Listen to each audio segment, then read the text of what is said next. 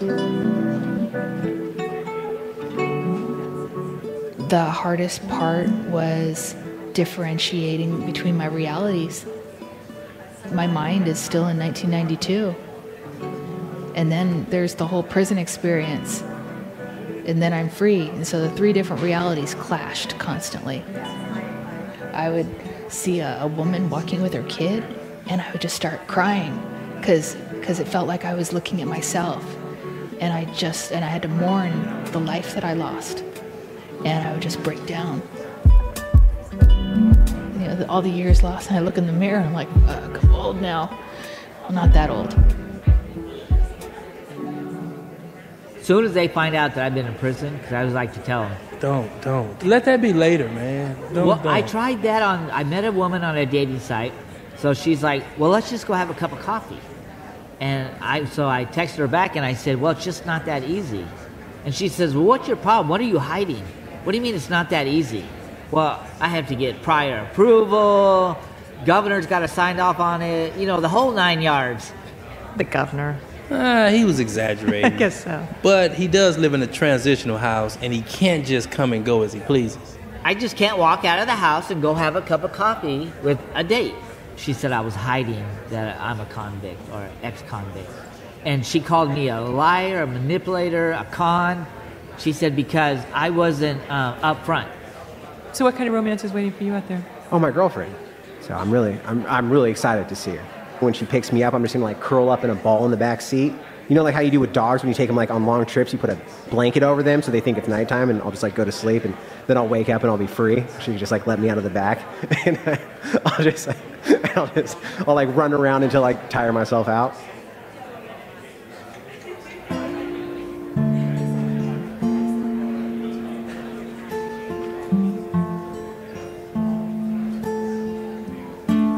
I get tired trying to find my way.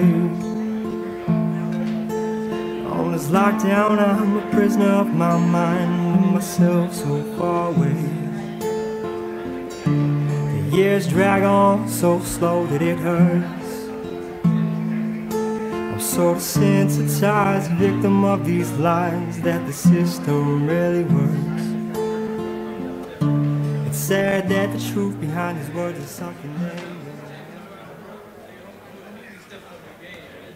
The girls would bring their homework. Welcome, everybody.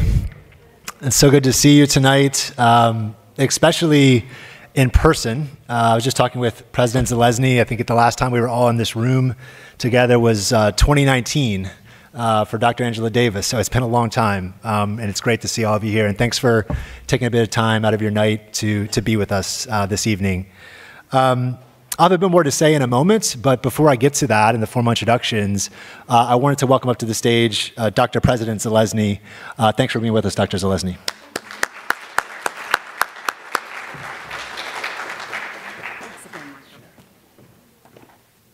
Well, thank you and good evening. What an honor it is to be with all of you this evening. I'm so excited about the program. And I was just sharing with Dr. Burroughs how important it is to have events like this and excellent speakers. Thinking back to my times when I was at Humboldt State, that memory of all of the people that I got to engage with in conversations are still with me. So do enjoy this very special moment. So again, a very warm welcome, CSUB family, community partners, honored guests. CSUB is so proud to host the 35th Charles W. Kegley Memorial Lecture. For decades, this forum has allowed our community to engage in meaningful conversations on topics that are at the heart of our shared humanity. Topics like our responsibility to live an ethical life, the importance of honoring our connections to one another, the belief that education and knowledge help light the way forward, and that we can address past mistakes and seek redemption by pledging to pursue lives of meaning. Friends, the power of redemption is the reason we're here tonight. CSUB is a beacon of hope for so many in our community, thousands of students who are the first in their families to attend college know that they will be welcome here at CSUB. And among those students are people who have been incarcerated. At CSUB, we support these students as they resume their educational journey. Like all students, this population has its own unique challenges and needs, but resources at CSUB, like Project Rebound, work to dismantle barriers and help students continue their path to a life-changing degree. I would like to thank all of our staff and students who are part of Project Rebound and ask them to stand now and let us acknowledge you. And I see some in the crowd that are very special to me. Please. Thank you. Thank you. Thank you for receiving our gratitude. I also would like to thank someone very special on the faculty, Dr. Michael Burroughs, and his staff at the Kegley Institute of Ethics for organizing this evening of inspiration. Tonight's discussion will be followed by the Humanities Behind Bars Symposium tomorrow. So thank Dr. Burroughs for all of his hard work and leadership.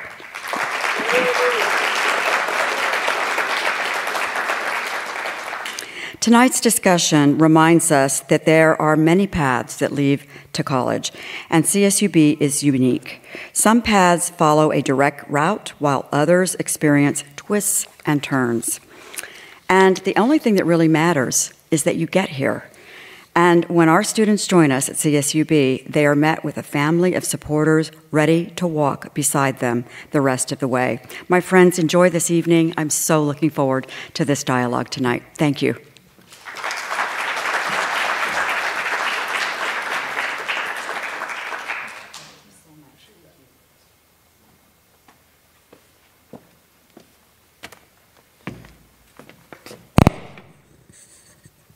Thanks so much, Dr. Zelezny. So let me just reiterate, again, my thank you for being here for the 35th Charles W. Kegley Memorial Lecture featuring Nigel Poor and Earlonne Woods. Tonight is also, I should note, the launch of our first ever Humanities Beyond Bars Symposium, an event that features interactive workshops and talks, bringing formerly incarcerated students and scholars, activists, and campus and community members to our CSUB campus for collaboration and knowledge sharing. And if you were able to pick up one of our aesthetically pleasing little event programs, you can look in there and you can see the full schedule of events for tonight and of course for tomorrow. If you're interested in any of the workshops or talks, they're all open and free to the public, so you're welcome to come tomorrow if you'd like. I should note that this symposium is a product of the efforts of many people, and I'll talk about them in a moment. But it's also grown directly from the roots of the broader Humanities Beyond Bars initiative, which aims to highlight the social and ethical impacts of mass incarceration by documenting and listening to the stories of formerly incarcerated students and staff on our own campuses, including here at CSU Bakersfield. Many of you might know, but California has the third largest rate of incarceration in the world, with about $20 billion spent annually on the criminal justice system. And nationwide, there are approximately 7 million people under the supervision of the criminal justice system. But understanding incarceration is more than just stats. It's also about the voices and experiences of the many persons touched by this system. And that is what we seek to capture in the Humanities Beyond Bars project, those voices as part of our historical and public record. I want now to show a brief video that introduces the Humanities Beyond Bars project and a few of its key participants.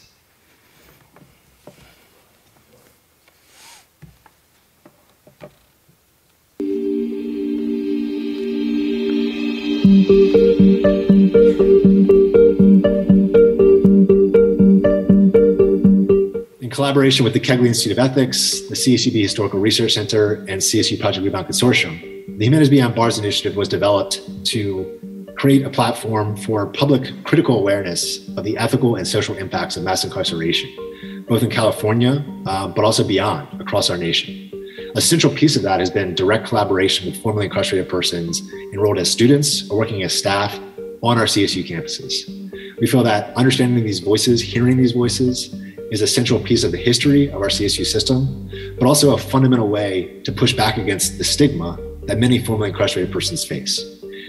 In this video, you'll hear from many of the key stakeholders in this project and the central voices that have made this project possible. So thank you for watching. One of the most important aspects of the Humanities Beyond Bar project is the oral history component. Oral history seeks to record testimonies such as those we see in the Humanities Beyond Bars project for future generations, so that those voices will be heard in the years to come.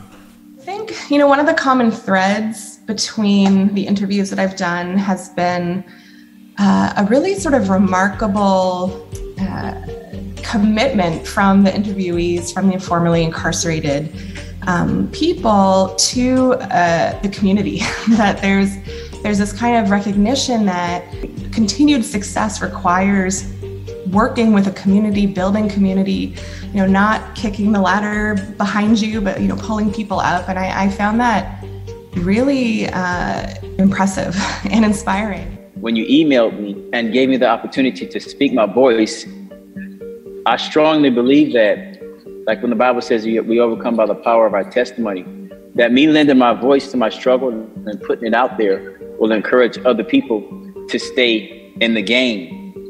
Because so many times I wanted to give up in prison, but along the path, I would hear people's stories.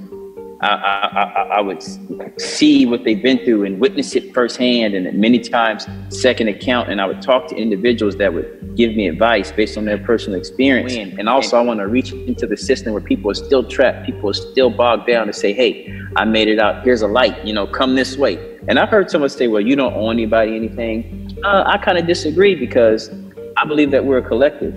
And we're all in this together. And I believe I owe it to humanity to reflect my story and to encourage them, so that the next generation can see and then climb up higher than I have ever been able to. I think, as I have walked away from some of the interviews, I am just really kind of left with, or impressed by the transparency and their willingness to share more than anything else.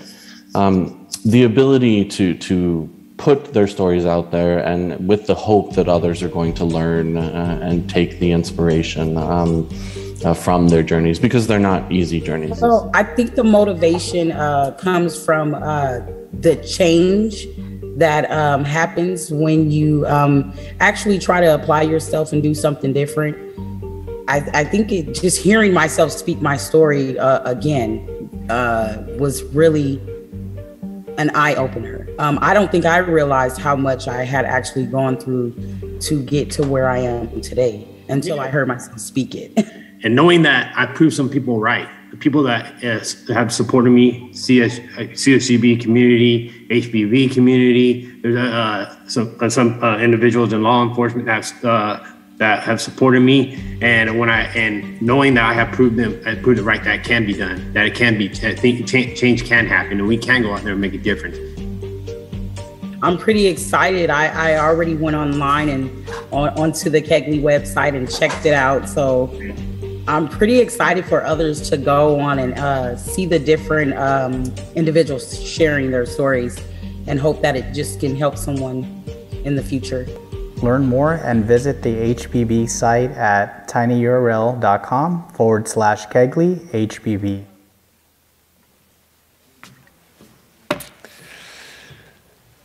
So I want to say, first of all, just thank you so much to a number of people in that video, but also have made this entire project possible. So I'm going to call their names and ask them to stand.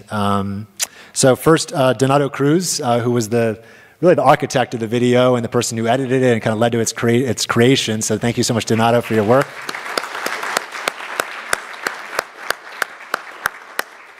And also our interviewees. I know we have a few of them in the house tonight. Tiffany James, Charlie Vandevoorde, Hector Martinez. I think you're here. Hector, there you are. Yeah. If there's anybody else I'm missing, please stand up too, so I make sure I don't. Well, I'll get to them in a minute. And also our team members, Christopher Livingston, Eileen Diaz, Tiffany Sansoulas, Joseph Flores, So thank you so much for being part of the HBB team and making all of this possible. And also a big thanks goes to Dr. Jackie Kegley, who this institute would not exist without her. So thank you, Dr. Jackie Kegley.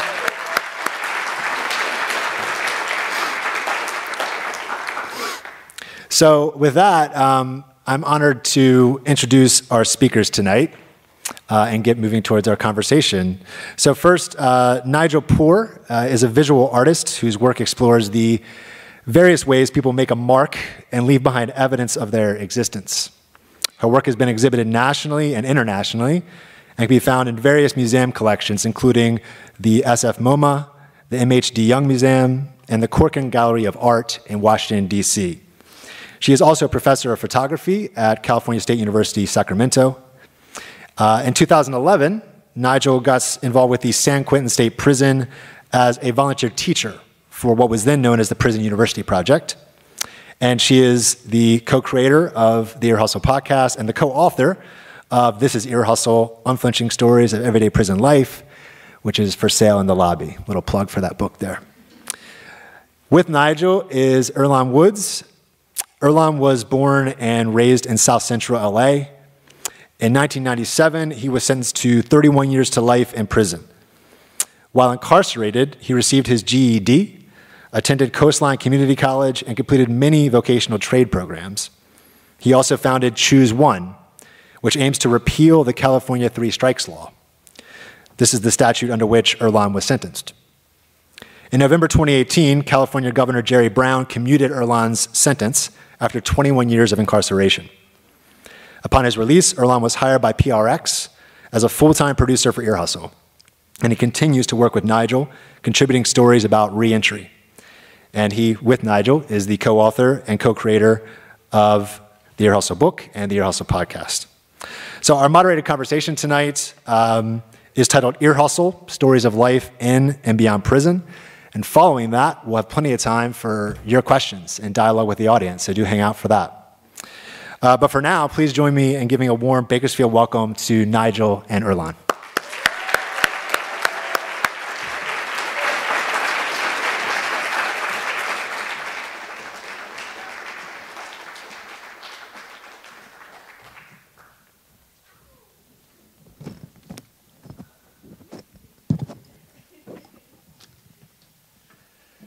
So first of all, Nigel and Earlonne, thanks so much for making the trip down and for being with us. We really appreciate it. So I think probably a good place to start, for those who aren't familiar with the Ear Hustle podcast, and I know many people are, but some aren't, can you tell us about its origin story? You know? I feel like Trump. Hello. Right. Sipping water. How was the podcast created, and what were the challenges you faced in developing it within a prison system? I'll leave that one to Nigel because she did a lot of the work. Sorry, I'm so preoccupied with that damn water. Can you ask the question again? Sure. Yeah, definitely. So many people will be familiar with the Ear Hustle podcast. Mm-hmm. Some people may not have listened to it in full yet. So can you just tell us about the origin story? Oh, how was it created, and especially within the context of a prison, because I know it must not have been an easy process to do that, right? No. So can you just talk us through that a little bit? Yeah, absolutely. So as you said in the introduction, I was volunteering at San Quentin through the Prison University Project.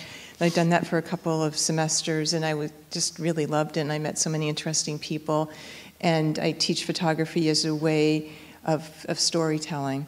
So after the class, I found myself wanting to do more projects inside the prison, and I found my way down to the media lab where Earlonne was working, and there were a group of men down there who were interested in figuring out a storytelling project, and originally we were going to do a film, and it seemed like that was going to take forever, so we got the idea that it'd be very easy to do audio. And we thought that because none of us had ever done it before. And so we started working on storytelling inside the prison, and originally we aired it on a local public radio station, KALW. And Earlonne and I worked on that from maybe 2012 to 2015. And I found myself wanting to do a slightly different project, something less journalistic and something more from the perspective of an artist. And I thought it'd be interesting to try a podcast. And I asked Earlonne if he'd like to co-create this with me, and he immediately said yes. And that's how we started. Awesome. Yeah, Who would say no, though? But the idea was to just do a podcast to play inside of the prison. And then we heard about a contest that Radiotopia, which is a podcast network, was putting on, and we got permission to submit an application for that. And out of 1,537 other contestants in 53 different countries, we ended up winning. So that was cool. Yeah. So, and speaking about how hard things are to do in prison, we actually ended up having the podcast play outside the prison before we were ever able to get it played inside the prison, which is kind of unbelievable. Yeah. So I've been reading your book for the past several days, really enjoying it, by the way. And I noticed you write that you wanted to create a podcast that you say showed the commonality between those inside and those outside, and to change the narrative about the environment of prison. So I'm wondering if you can just say more about that goal, or those goals, and how that informs your work in developing the podcast. Yeah. I can say that it was real important for Nigel to, work side by side with someone inside, like to be colleagues instead of just she's a volunteer, I'm a prisoner, whatever it is. So that was really important, and I think it showed a lot that, individuals can coexist, can work together, can become, creators of something that was cool. Yeah. I think volunteerism is great, and I wouldn't have gotten into prison without being a volunteer. But when we, as Earlonne said, when we started talking about the project, it was really important to think about it as professional people collaborating. And I'm interested in people. I'm interested in how people find meaning, how they make a life, and that's something that unites all of us, whether you're in prison or not. How you make a mark and how you feel like you matter is such an essential thing.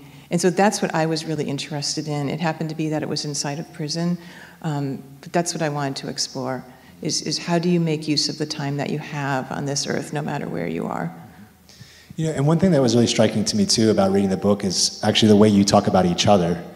And, so there's a passage, I know Nigel, you write, Earlonne can do things I could never do, I can do things he cannot. And we created Ear Hustle as an unlikely pair, in a very strange environment by laying out our dream from the start and not letting go. And it just struck me that you're both very complimentary of each other, and you've been working together a long time, so that's a good sign, right? But I wonder for even students in the audience or people that are interested in doing collaborative projects, what lessons have you learned about collaborating effectively to make something that's really special? You have thousands of listeners, if not, more. So what have you learned about that might be instructive for people in the audience?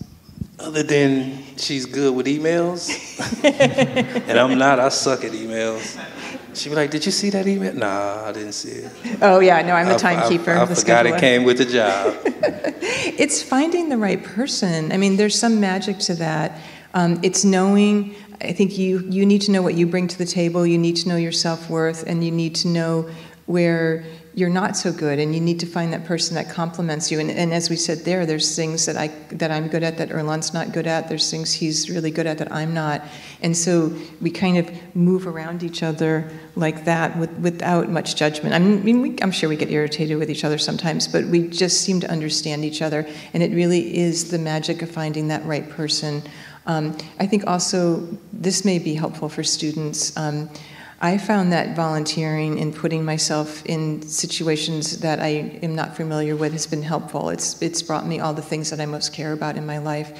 And when you do that, you need to go into a new space very humbly and listen a lot. I was in prison working inside prison for 3 years before we started the podcast, so I gave myself a lot of time to try to understand the situation, but more importantly, to give people, if they wanted, the opportunity to get to know what I was about. And so things take time, and when you're a student, you still think in terms of semesters, that you've got to accomplish things so quickly, but worthwhile things take a lot of time, and you need to have, it's like building a relationship. You ask how you find a good collaborator, that takes time, just like a good project takes time to develop. So you just have to slow down. Yeah. So, you obviously chose to create a podcast eventually, right? And I take it that, much of the impact of what you do is kind of about narrative storytelling. And when it comes to something like incarceration or the experiences of currently or formerly incarcerated persons, is there something distinctive about narrative storytelling that you think is particularly impactful for sharing those stories and like a glimpse inside incarcerated and post-incarceration life, as opposed to film or a book or some other medium? I'm wondering if you think there's something about storytelling that's particularly impactful that led you to create a podcast. No, I think everybody have something to say. Everybody have a cool story, some cool or some crazy moment in their life that's worth exploring. Storytelling is just one of those mediums where individuals can get a picture, especially with podcasts. If it's cool, you definitely can get that picture in your head of what's going on. Mm-hmm. So I think, I don't know, would it have been film? Would it have been? Both? I don't know. Like I said, we started with the idea of film, and I am a photographer. I very much believe in the image, but there's something about hearing people's voices and the intimacy of just the voice, and hearing like the stutters and the ums and the silences, and somebody trying to bring out a story that's difficult for them. I think not having the visual distract you allows you to be so present. And I would like to think that with the people we talk to, it allows them to feel more at ease and to not feel performative, because no one's going to be obsessed with how they look. They just want to hear their voices. And one of the things about telling stories in prison that we've been really on top of from the beginning is to tell stories that take place in prison, but they're not about crime, they're not about violence, they're not about redemption. They are about people's lives in very complex and complete ways. So it's interesting that you say that, because I was thinking about, I've been listening to the podcast for a long time, and just of many episodes that I've been a real fan of. I mean, there was one not too long ago, I think, about families. There's actually, I think, fathers meeting their sons and daughters, and you're talking about the different dynamics of family relationships. And that was really impactful for me, right? Because it's something, when you think about incarceration or prison, that maybe doesn't immediately come to mind, right? Those kinds of encounters. So I'm wondering, are there stories, I know this might be a hard question to answer, but are there stories from the history of the pod that are particularly striking for you or impactful, that make you think, like, this is why we do this, like this shows a different image than people normally consider when it comes to incarceration? Sure. Damn, we 71 in, let me think. Yeah. I would definitely, well, it's a few, but I know Bittersweet is one of my favorite ones, because it's about my nephew that was killed by law enforcement, and I always wanted to do something with him, or something, and I had the opportunity to put my brother, who was my cellmate at the time, him and his child's mom in the story. So I was able to hear, even though we were cellies, we never really elaborated on my nephew, that was his son. So it was cool to hear them express their thoughts in that podcast. So that was probably one of the most profound ones. There's so many. One that I go back to a lot is called Home is Just a Memory for Me. And it's about Leslie Van Houten, who is known as one of the Manson girls. And she's been in prison for 50 plus years. And I grew up in the 70s, and so Manson haunted my childhood. He was one of the ghosts under my bed. And so I had feelings about Leslie that I wanted to explore. And I also really, we wanted to do a story about her that was not about Manson. We wanted to do a story that was about what is it like to spend 50 years in prison. How do you deal with time? How do you see yourself? How do you change? And we had to do it over the phone. We did it with about 60 15-minute phone calls. So there was that technical challenge of how are you going to get close to somebody over the phone and talk about really difficult things and craft it into a story that is going to make people see her beyond the moniker of a Manson girl. And then personally for me, I really wanted to talk to her and understand her as a woman. And at some point during the podcast or during the interviews, I got to talk to her about my fear that she had been this fearful image to me. So we had very honest conversations about it. So I go back to that story often and think about how you can break through the space that you feel between yourself and another person, even over the phone, which is just incredible. And I feel very drawn to her. She's a very dear person, and I love the idea that well, not the idea, but that we were very far into the story before we revealed who she was. So we gave the listeners time to just understand this woman, and then of course we had to at least mention who she was. So that was very intentional. Yeah. So that's one of them. But there's a lot. What about the one with this guy? Yes. You want to explain that story? Tom. Yeah. What was the name of that story? Tell Christy I love her. Well, we got the name wrong. It was supposed to be Tell Christy I loved her. We left the D off. Yep, Tell Christy I love her.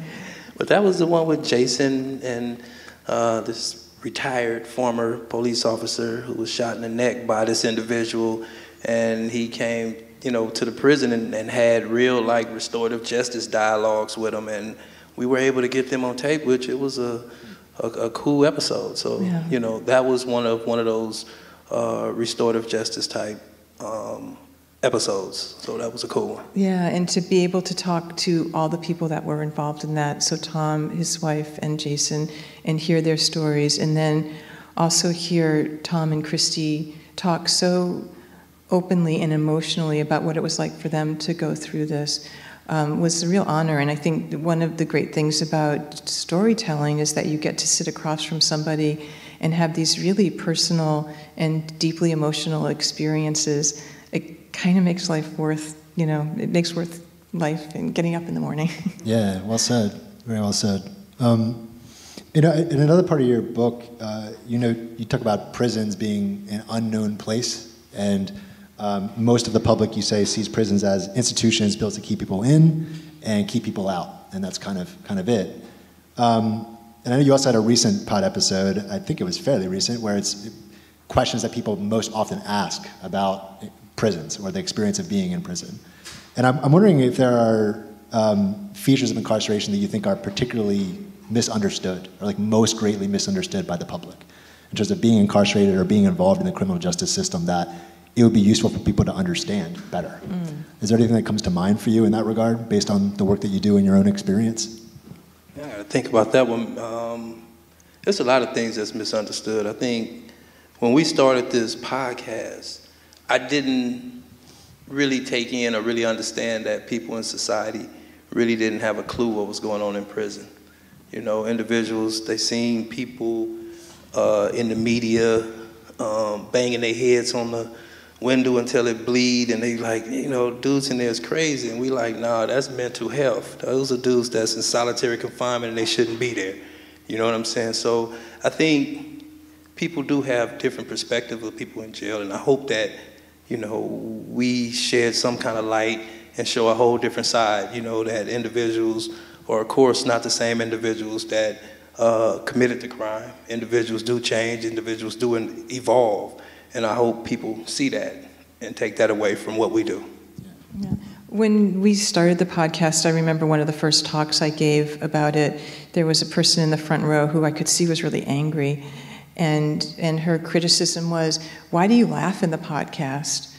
You're belittling the prison experience. And I asked her, have you spent a lot of time in prison? And she said, no. And it occurred to me that one of the misconceptions people have is that everyone in prison is angry all the time, and that they aren't living complicated, full lives where there's humor and joy and love alongside the pain and deprivation and terrible things that happen. So there's this idea of minimizing people in prison in so many ways, but minimizing them down to one emotion. And that's the way of taking away a human's complexity. So I think about that people forget that there's a life happening in there, and a life lived anywhere is it's so many things. It's not just one thing. So what is it, a microcosm of the world? Yeah, prison is exactly. It's just small. Yeah, I mean, anything. Same shit go on. Exactly. So many of our formerly incarcerated students and staff in the HBB project talk a lot about, they talk about a lot of things, rich life experiences in the way that you're both gesturing towards. But definitely a feature that's come up in a lot of the interviews is the challenge of stigma, right, faced post-incarceration. And Earlonne, you mentioned this in the book as well, the experience of stigma as a formerly incarcerated person. And I'm wondering, how do you respond to that in your life? And do you have advice for other students and members of our community who are formerly incarcerated about how you respond to that? I think it was more stigma when I paroled in '95. When I was commuted in 2018, you know, people know where I come from, what I do, so for me, there's no major stigma. I think people are getting better with just, you know, receiving individuals that are formerly incarcerated. I think people are starting to understand that, yeah, we did take a different route than everyone else, you know, but based on our lived experience, we're able to contribute to society and you know, try to help change what we messed up back in the day. Yeah. You know what I'm saying? So for me, it's not a lot of stigma, but for other cats, you know, getting out, trying to get a job, trying to speak to their past history, you know, even though you don't check a box, you still got background checks and that come back to hunt individuals, you know, so it still goes on. People still, you know, reject individuals based on their past life. Yeah. You know, maybe it was a life 30 years ago, you know, but they still get, I guess, discriminated against. Yeah. So that's a hard one there. Yeah.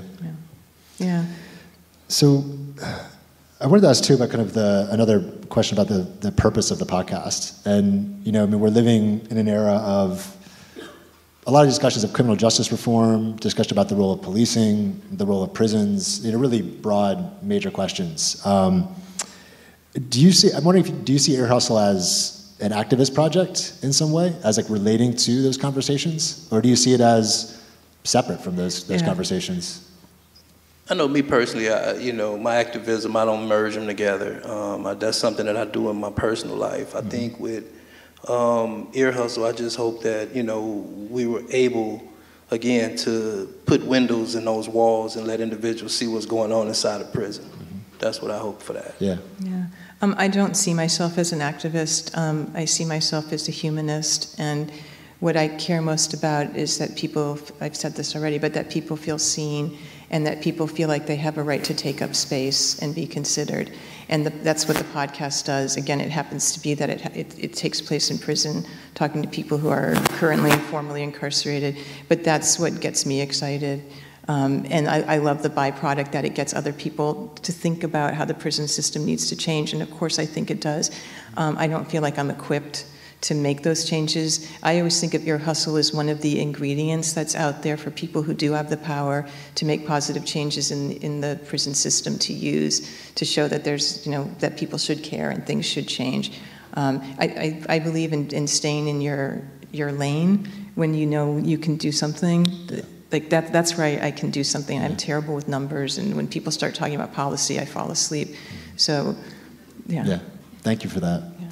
So we talk about policy, we just do it in storytelling. Yes, right. Exactly. That's kind of what exactly. I was gonna, yeah. I have thoughts on that, but I'm gonna not be selfish and not ask more questions. I'm gonna try and open it up to the audience actually to ask questions. Go to James King first. Yeah, so actually I want to try and get our student assistants, Chidinma and our other student assistant, if we can come down the aisles, and Frank in the booth, if we don't already have mics out, if we could get a few more mics for the audience, that would be great. So let's pause for a minute for that. Yeah, and I would like to start, while we're waiting for the microphones to come down, I would like to start with questions from James. If you have a question, you're welcome to start. But we also are Project Rebound students. I want to give first dibs there. James, do you have a question? I do. Okay, let me give you my mic. Oh, here's one right there. Got it.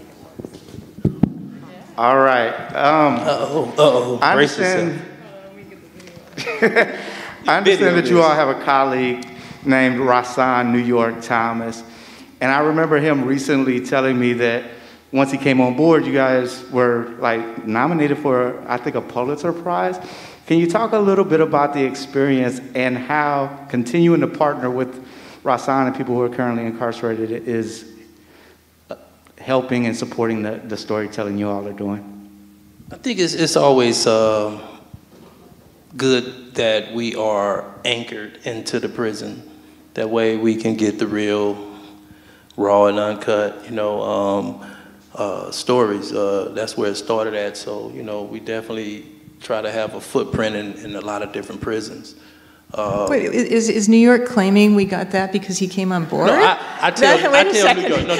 I tell New York that. That's why I pump New York up for that. You know, so that's all on me. I'm like, bro, when you came on, man, we was a Pulitzer nominee. Coincidence, he's not sure, but No, I pump him up to that, you know.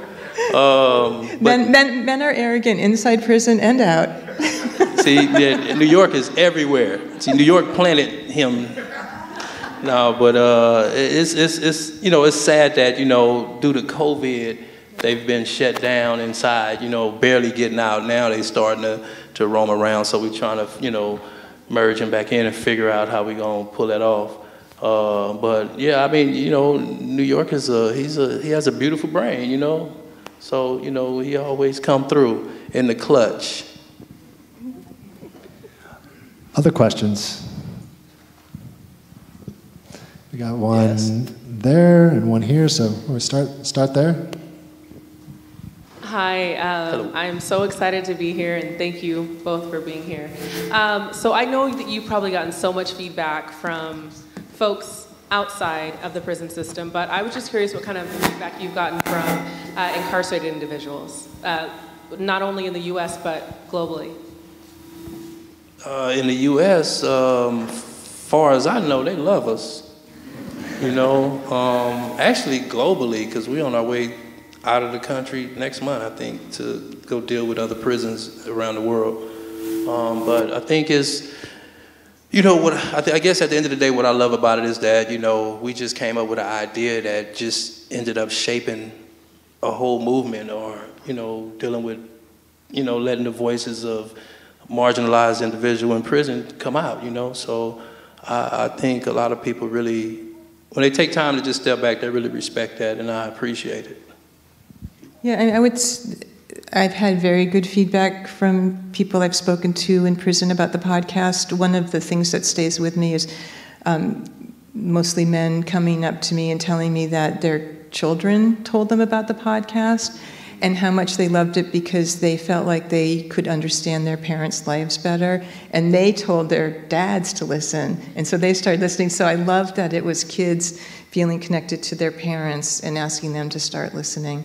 So that to me was like 2 thumbs up. Nigel, I just want to say that the word that you said, you humanist, you're not activist, you're a humanist, and that really sticks out. That's going to stand with me for a long time. I really like that. Earlonne, what's some of you that are getting released, what is the best piece of advice that you would have for them if somebody's getting released? For people that's getting out? Yeah. It's so much advice. I'm going to tell you the advice I got when I got out, and this is so small. I'm one of my partners, Jason Jones, you remember that? He ran up to me and said, "Bruh, don't use that much toilet paper." Stuff up out here, but I know I'm just messing with you. But that was the funniest stuff. That was the funniest advice I got when I got out. He was like, "Bruh, it ain't like prison. You can just roll." And he's like, "You're not out of here."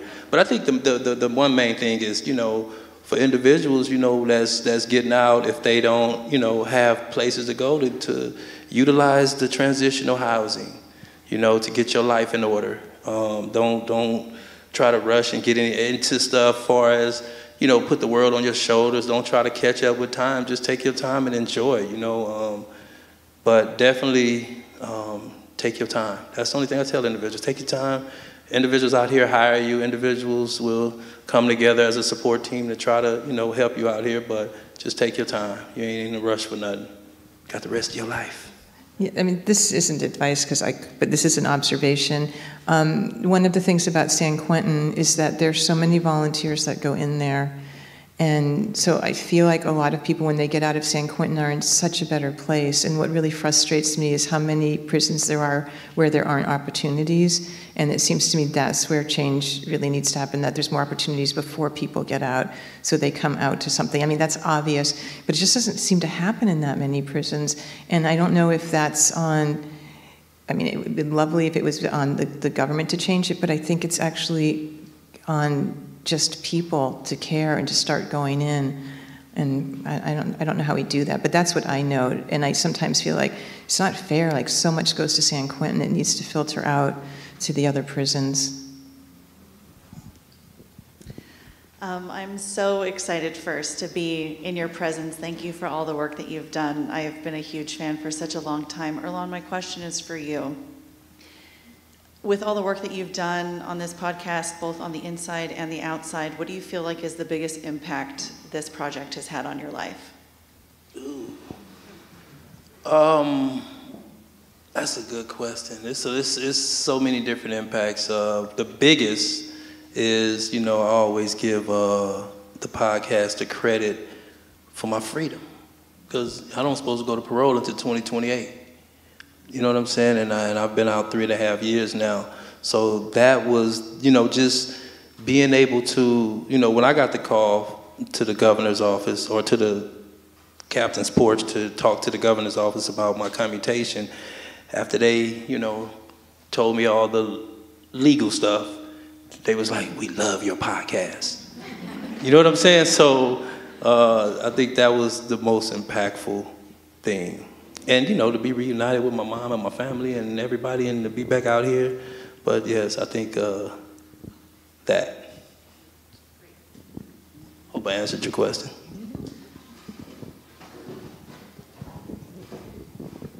Hey, my name is Adrian Price. I was formerly incarcerated, did 11.5 years in Florida, and I wish we had a podcast like that in Florida, and I hope y'all come. So don't forget about Florida when you're going out the country, right? I was released like 2018. So with that being said, I heard you say there was a big challenge on getting the podcast in prison. And is that challenge something that has something to do with the stigma, the social stigma against felons that's, or ex-convicts or offenders that's limiting the progress? When you say get it in, do you mean for individuals inside to hear it? Yes. Or yes. No, I think in the beginning, we was like, we was dealing with a person that didn't put too much up on the institutional TV, so it was a lot of red tape or whatever we had to go through for that. But once we had an opportunity to get the Secretary of Corrections in, and and he came and was talking to us, and he was like, we was telling him like, man, we want this stuff heard in all the prisons, and he was looking around like, well, who can make that decision? We was like, you. You know what I'm saying? And he was like, all right, I'll do it at the next warden's meeting. So it was easy from that standpoint, Was that it? Did I answer your question? Yes, you answered my question. My mind is, yeah. Also, I want to give props for you all being here from Florida Definitely. and coming and joining for the symposium. So I think they deserve a round of applause for that. Longest travel award. Thank you so much for being here. We really, really appreciate it. It's awesome. You definitely get to vote. Yeah. You get to vote now, right? Yeah. Yeah. They couldn't vote. Other questions? I have one. So one here and we'll go next. Yeah, go ahead. You're good. Oh, okay. Totally fangirling. I love you guys so much. Thank you. Really, truly. I work at one of the prisons at LAC. And what you just said, Nigel, really resonated with me about really what the type of programming and humanity really that needs to come inside to some of the other prisons. So with that said, I'm wondering about how you both negotiated sort of the nature of your relationship as colleagues inside in an environment where there's not a whole lot of humanity always in the nature of those relationships between people who are incarcerated and the people coming in. From what I learned, it's the dude that always the observant one, the quiet one that don't talk to nobody. Is that what happened? I think it's really tricky because anyone who's spent time in prison knows that the administration is terrified of what they call overfamiliar, I can't say it, being too familiar. Overfamiliarity. So, yeah, overfamiliarity. So how do you go in and be an open and caring person and also have appropriate boundaries? I think it just takes time. I was always very consistent when I went in, I actually wore the same clothes all the time. I ate the same food. I talked to people like they were a colleague. And so I presented myself the way I wanted to be treated and the way I wanted to treat other people, which is with respect. And so I think it goes back to time. And it's finding the right people. There's lots of men at San Quentin I could have worked with that it would have been terrible.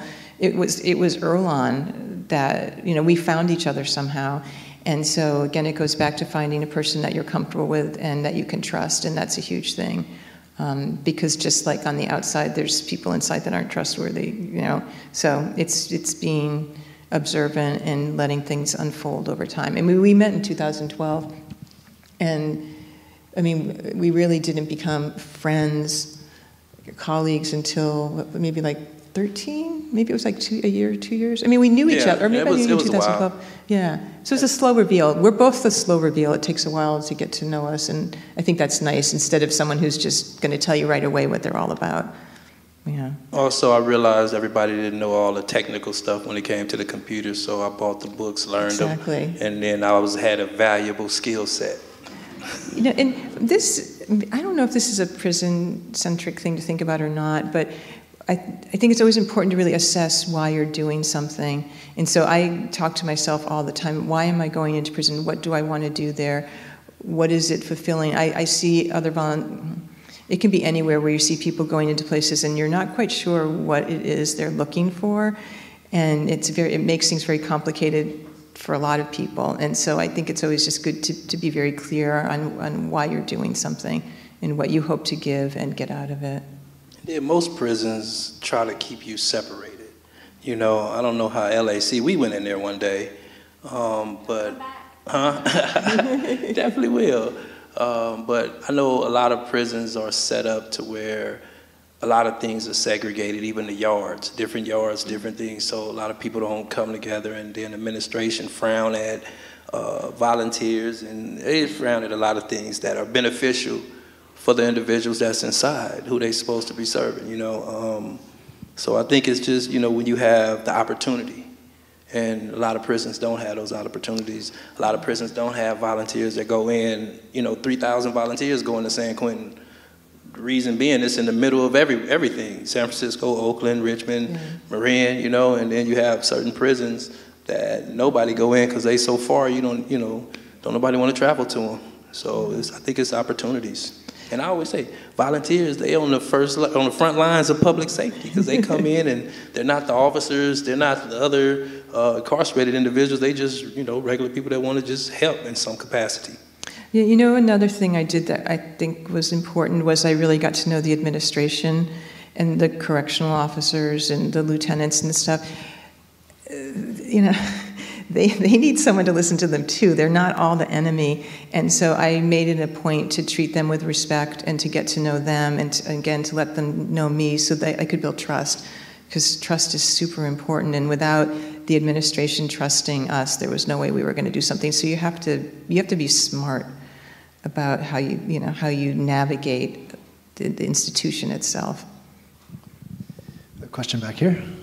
Yeah. Okay. Can you guys hear me? Can't tell if this is on or not. Can you guys hear me? Yeah. Yeah. Okay. Hi, I just want to say nice to meet you guys. My name's Elizabeth. I'm honored to be here, and thank you guys for coming. I'm currently a member of Project Rebound here at CSUB. I'm a junior. I have a question for you, Earlonne. Like what I notice, I'll use myself as the example. Sometimes it can be intimidating, not sometimes, it is intimidating to share your past and share what you've been through, especially in like an academic setting or a professional setting. What is your advice to us individuals who are hesitant about sharing that with people, especially like in this academic setting?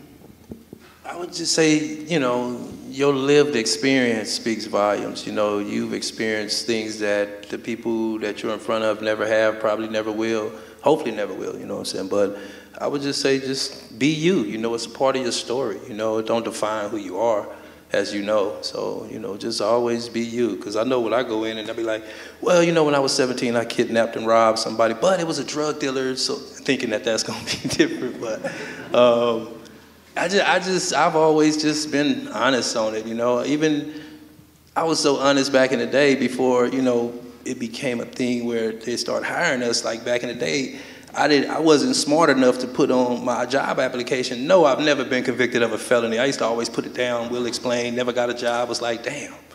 Then it took me a long time to realize I should have never put it down. I should have just got 2 weeks of check, and when y'all found out,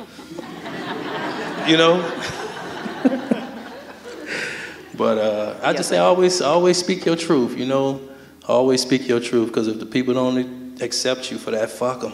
That's how I'm starting to feel. It's like if they aren't going to accept who we are, then it's not meant to be, you know? Yeah. Real talk. Thank you.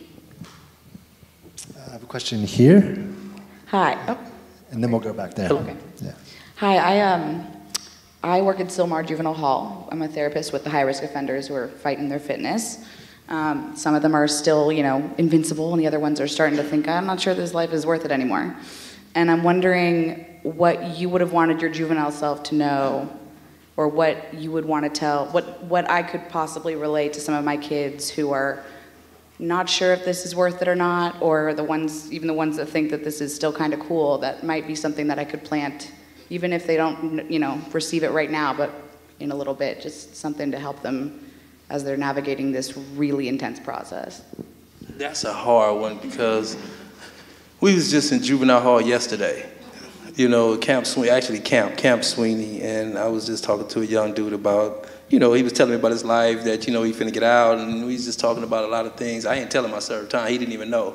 And we was just talking about it, and I was like, man, you don't want to do your life here. He was like, man, but it's real out there in the streets, you know, and this, that, and the other. So when I was like, bro, I did 27 years, his mind was just blown. And I said it started when I was in juvenile hall. You know what I'm saying? I wasn't listening to the people that came in to talk to me and tell me. I didn't listen to them because they came in from a religious standpoint. So I was always like, y'all don't understand my life. Y'all Christians. Y'all can't, yeah. You know what I'm saying? Like, come on, man, you dress to dress, but, you know, it's just that, you know, we just be apprehensive on listening to people. You know, we just don't. So it's kind of hard to reach a cat in juvenile hall. But we don't give up. You know, we continue to try to figure out how can we do this through storytelling. You know what I'm saying? How can we reach them little cats? And some of them are reachable, but some of them just want to be them in that moment. So you got to, sometimes some people got to figure it out, but then some of them will listen, especially if it's like at Camp Sweetie, they got so many different programs, you know, for the kids where they can get in the union and all kind of stuff, you know, but some of them don't be old enough to get in the union. They have to wait, but they learn those skill sets. And I think that's one of the things that juvenile hall should be able to do is get them kids some type of skill sets before they get back to society, and just take the time, you know, with them, and I think that'll work, hopefully. They're lacking a lot of programs right now, so I agree. Definitely, just the time, spending that time with them. So we have a question back here. Hello, thank you. Hi, my name is Zach Keys. I'm a junior here at Cal State as well, and also a student worker for Project Rebound. So thank you guys for being here. Welcome to Bakersfield, pleasure to have you.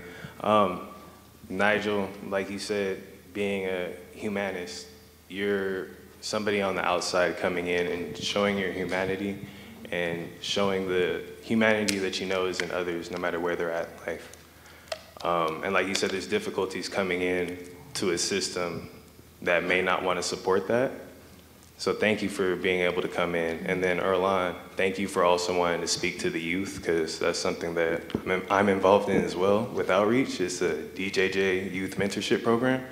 And like you said, it's hard. It's talking to youth that are in juvenile hall and, you know, juvenile justice systems, because they're really stuck in one way, and maybe that stubbornness, you know, being young and knowing it all, it's really hard to speak to them.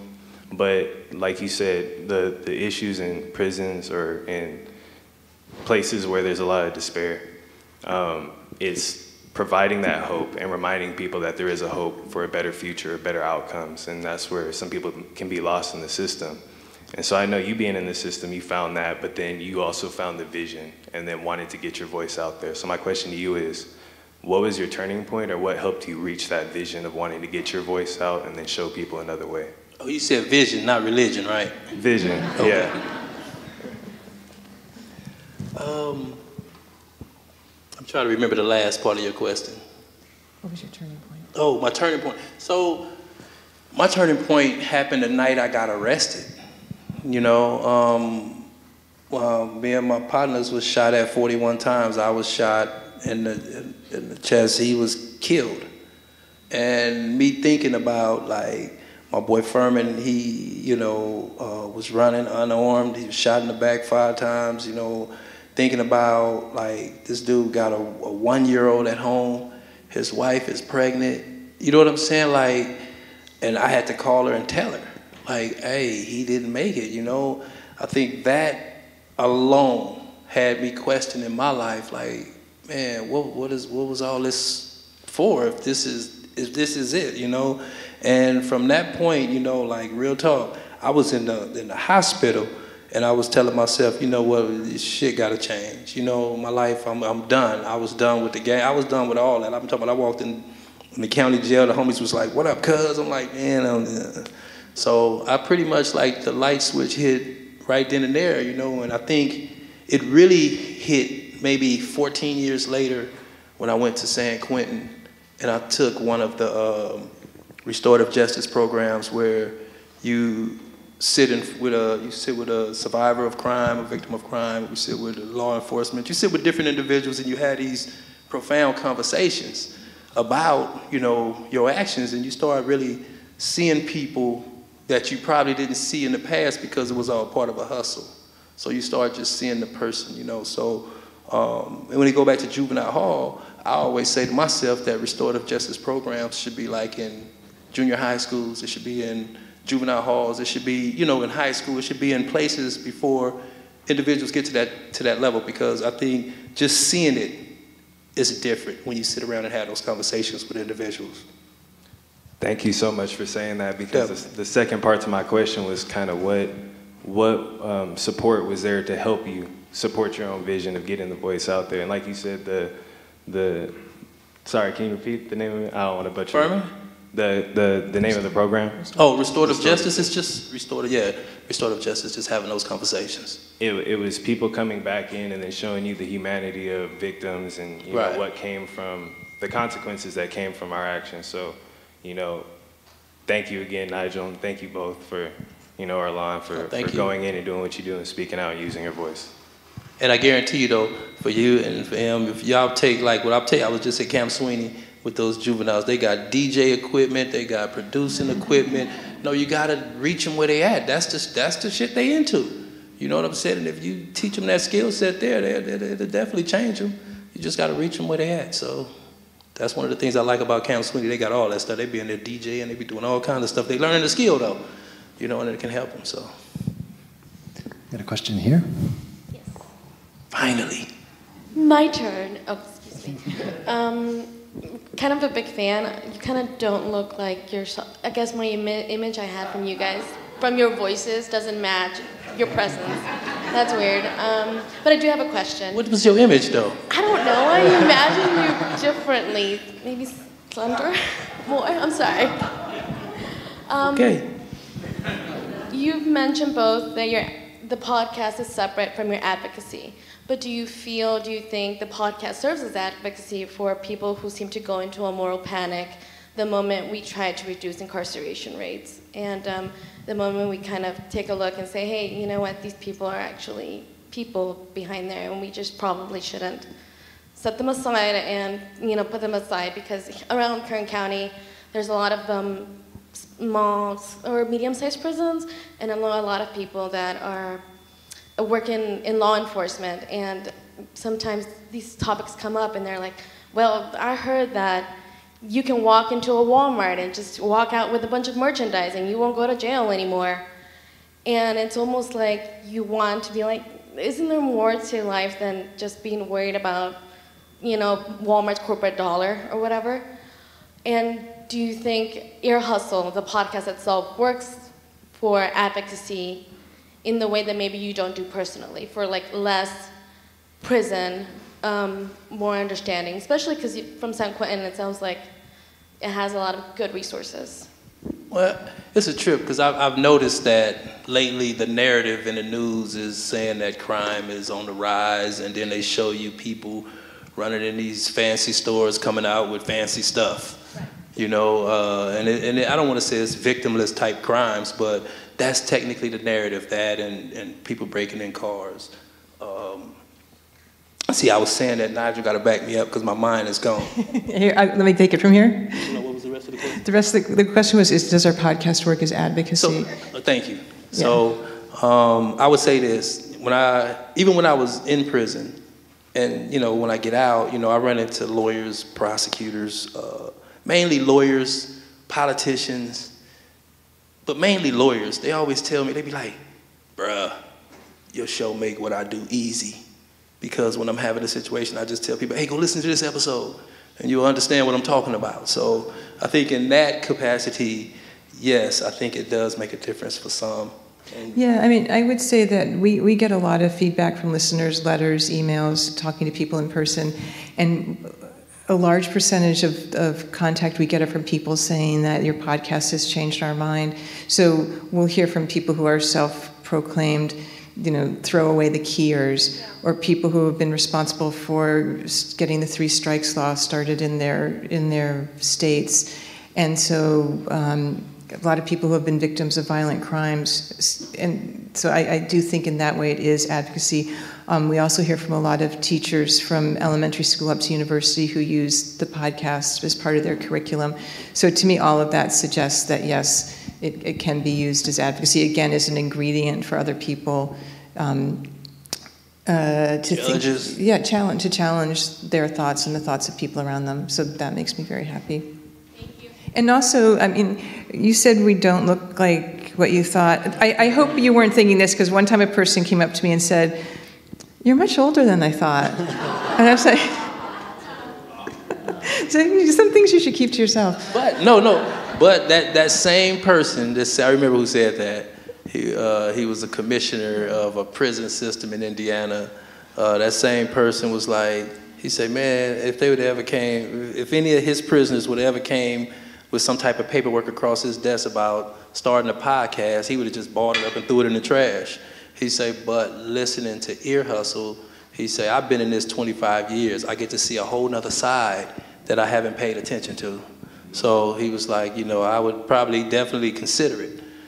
So that was that's true. That was a change. I should remember that part, yeah. She was stuck at you look older than... So we have a few hands over here. Shadim, I don't know who's first, but okay, great. Awesome, thank you. Give some love to this side of the room. Hello, my name is Michelle Avila. Thank you for being here. I'm here in support of Charlie. He's one of the oral history participants. But my question is, what would you say, and this is for both of you, to maybe the pessimist, the person who doesn't think that someone who's been in prison can change? What I can say to him is that most of the people that I was in prison with that are out, people like, James King, a lot of individuals are doing great out here when it comes to, doing the work or being committed to the community or rebuilding the community. I believe that people that are getting out, like we're not the exception. We're just, like the rest of the people that's in there waiting on their turn to get out. We just happen to get out before them, So I would just tell those pessimists, hey, at least go inside, meet some of these people, or at least see the work that they're doing in the communities,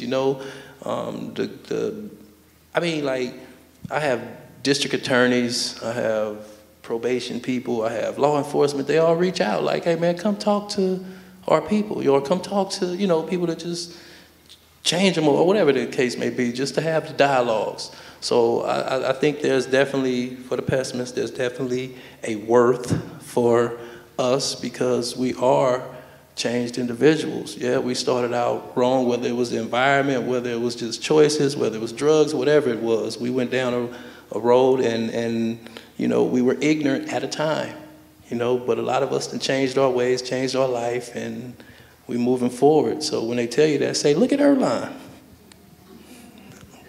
Indeed. I think that's a really good question. I don't like to tell people what to think, because I really hate when people tell me what to think. So when I engage with somebody like that, I listen to what they have to say. If we can have a conversation, I ask them what their fears are, and then I would say, try listening to Ear Hustle, and then let them come to their own decision, because I think it's really hard. It's hard to tell people what to think, and even when you feel really passionately about it, it just, walls go up. So I try to have a conversation, and if it seems like it's possible that we can talk, listen, and then try to politely suggest something. But some people you just can't, unfortunately, they're not ready to hear something. I think there was another question on this side of the room too. Hi, my name's Eileen. I transcribed for the HBB. Get to script. Yeah, thanks for that. You mentioned that you got some backlash from someone regarding like your, how you laughed in some of your podcasts. I'm interested to hear if there was any other backlash either or both of you have faced and how you've dealt with that. It was a trip. When Nigel used to come, when we first started, first started the podcast, and it became popular like real quick. And we were waiting for all the negative comments. We knew it was coming. We was waiting, but they never came. They just... It's pretty rare. Yeah, it's like every now and again you might get something, but far as just people were just appreciative. Because she used to always bring them in, and I used to go through them, just read them, and just to see what people were saying. And not that many people were mad. People might get upset about like some part of a podcast, an area that they may be particularly drawn to, but we surprisingly get very little blowback. And I was prepared for a lot of disdain coming at us, but it didn't happen. I'm not sure why. Except that maybe there's more people out there that care about this issue than we might think. I'd like to believe that there's actually more people that care. And I think it could also go back to what I was saying, is that the podcast doesn't tell people what to think.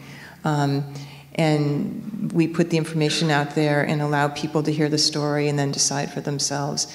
And so hopefully all kinds of listeners feel welcome and can find something of themselves in the story. No, definitely. It goes back to Emily Harris from Ella Baker Center. She told me when she came in one day, she was like, we had just started the podcast. She said, man, I love what y'all doing.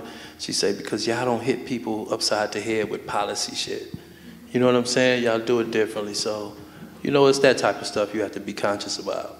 So, we're going to hit you upside the head with policy. It's just going to be storytelling. Yeah. So I saw a hand up from Autumn in the back there. Yeah. Autumn, let them get the mic to you so everybody can hear you too. You're also nice to sit through these questions. Thank you.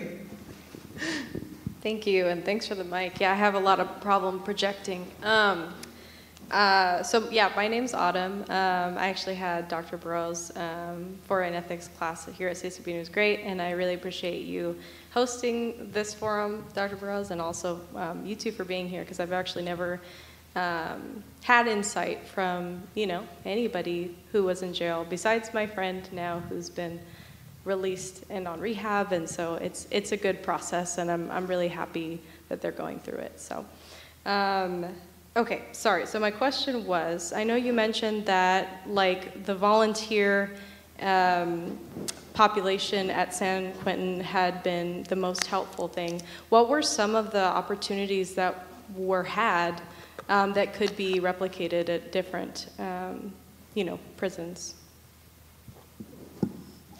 I think what could be replicated is just, giving any opportunities, because individuals will take them. Sometimes it's the environment that individuals are in. You be in these prisons somewhere they don't have nothing to do, no programs, no nothing. They just be in the middle of somewhere. But I would just say, try to add in different trades, different programs, different self-help type programs, and that's a start. But even like podcasts like this, a lot of prisons that are starting them now, which is cool. That's other individuals get to get their voices out. So that's definitely a plus. Yeah, I mean, I can't speak to what helped people inside, but I can speak to what I observed. And one of the things I feel most strongly about are educational programs, particularly college programs, for a couple of reasons. One, education changes people. When you learn that your mind is capable of grasping difficult concepts, of engaging in deep conversation, of understanding, you light from inside. I taught a lot in San Quentin. The other part that I love about it is that I bring that back to my classroom at Sac State, and I talk a lot about the work I do in prison, and that excites my students to get involved. And so it's it's helping the next generation realize that there's issues that they can get excited about and turn to and put their passions and intellect. So I think it's about the ripple effect of education. So I think we have time for maybe one more question. We have a hand here, and then there's a hand there. So let's do 2 more questions. Let's do that there, and then let's do it back there. So, right here, Shadima. We'll get to you, Mr. Just Do. Just do it. Just do it. Hi, thank you both so much for being here in our community tonight. Sort of just echoing what's already been said, I got really emotional as you were talking about just pouring into our youth. It's often difficult for me to think back on the youth that I used to serve at juvenile hall and the moment that I had to say goodbye to them when I pivoted in my career. So thank you for continuing that advocacy. I mean, those are just kiddos that need to be seen.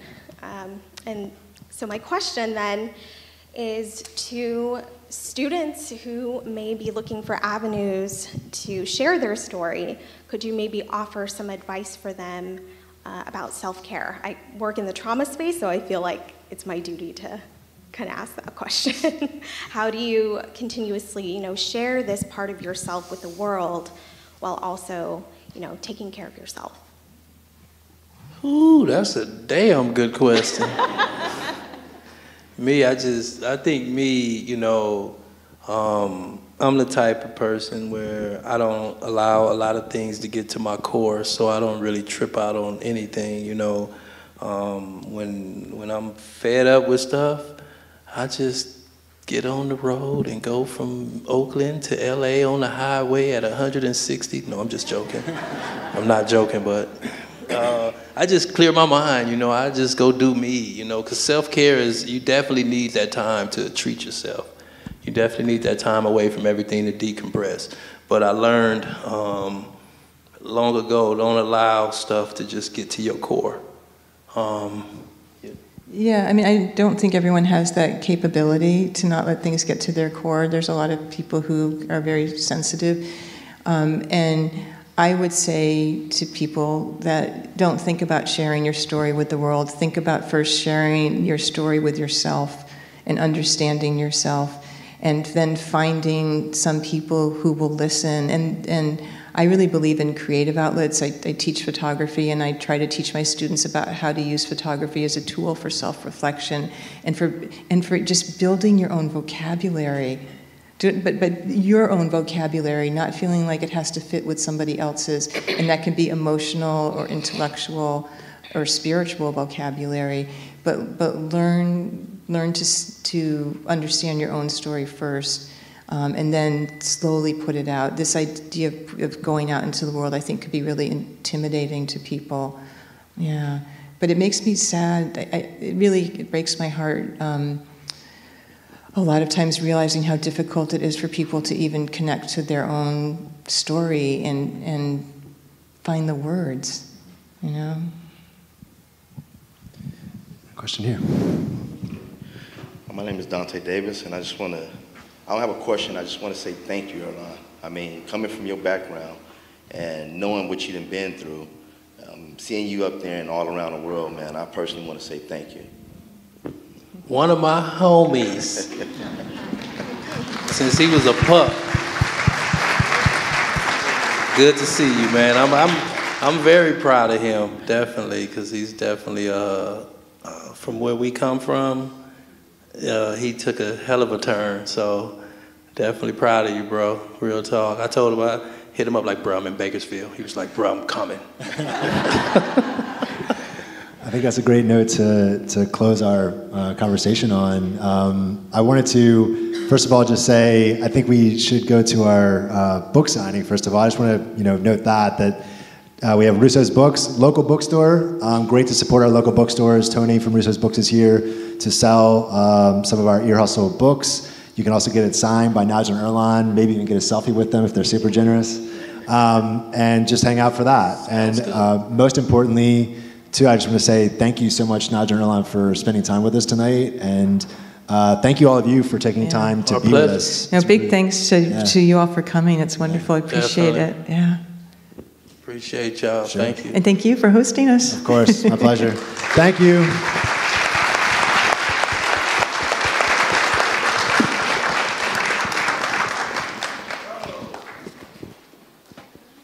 Thank you. Oh, let me go ahead and sorry about that. Excuse me, ma'am. Excuse me.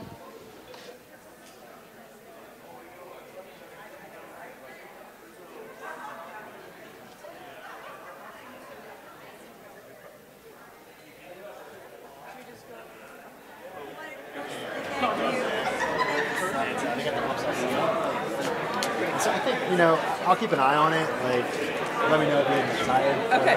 What time is it? It is, we actually are right on time, it's 7:30. Oh, okay. So, yeah, we're doing that maybe for like 20, 30 minutes. Yeah, that sounds good.